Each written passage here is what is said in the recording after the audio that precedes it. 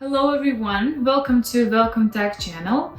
On this channel we're sharing with you guys all the important tips and tricks and all the information that you need to know for applying for the Global Talent Visa or EB-1, EB-2, NAW visas in the US. And today I've decided to make a separate video talking about the categories of the EB-1 visa.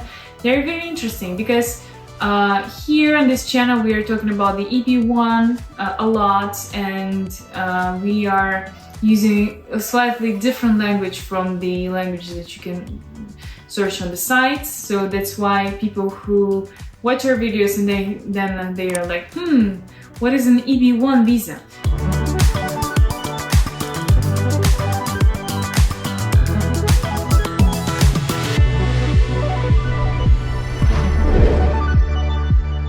They start searching and they find something like the visa is granted to people with extraordinary ability in the sciences, arts, education, business, or athletics, which has been demonstrated by sustained national or international acclaim, and whose achievements have been recognized in the field through an extensive documentation. So this sounds quite scary, and this sounds really none that appealing.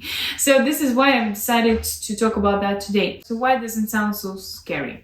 So why doesn't it sound so like it's not me, a person with extraordinary ability? Just because when this visa was first presented, when it started working, it was really a visa for people who have like extraordinary abilities, who have Nobel Prizes, like Olympic medals and stuff.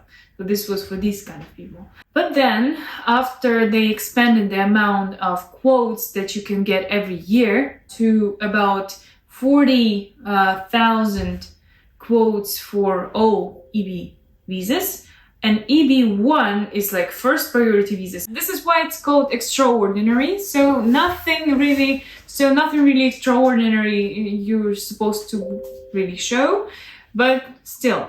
Okay. So talking about the types of the EB-1 visa, there are actually about like 6 or 5 types of that.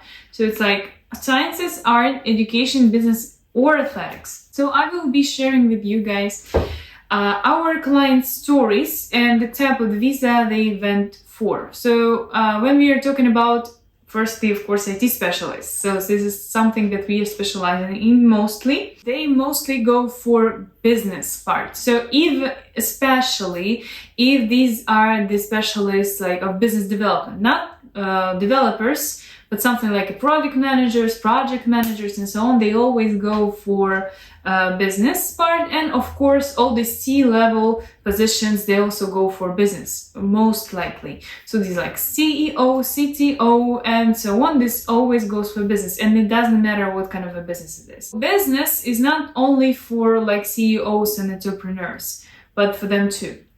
And then we go for sciences. Sometimes IT specialists also go for sciences. It really depends. Sometimes when their work is quite innovative, when they develop themselves a lot, this goes for science. Of course, every PhD holder goes as a science type of the EB-1 visa.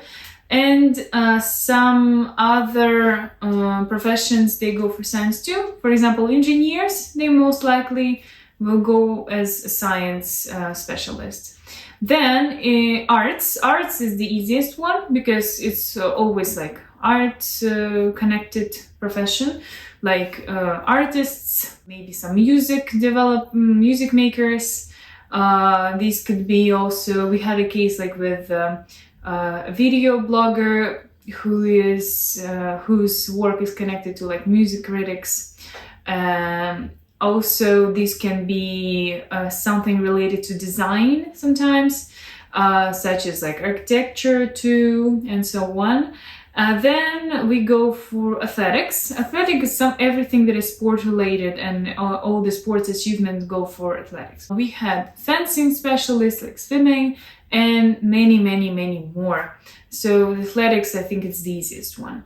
And then it's education. These can be either teachers or like university professors, or this could be any kind of people who are engaged in educational business, EdTech startups, or just maybe some language schools and so on. This could go for education and many more. So when you are really choosing whether it's EB-1 visa can be granted for you or not, you can actually go in one of these 5 categories, most likely. And if not, we can do something about that, because almost none of the professions are not included. So sometimes you can always find some kind of a line with these categories in your profession. So if you need professional help in getting your EB-1, completing your EB-1 case, you can contact us for a free consultation. We will be happy to help you. Thank you so much and have a great day. Goodbye.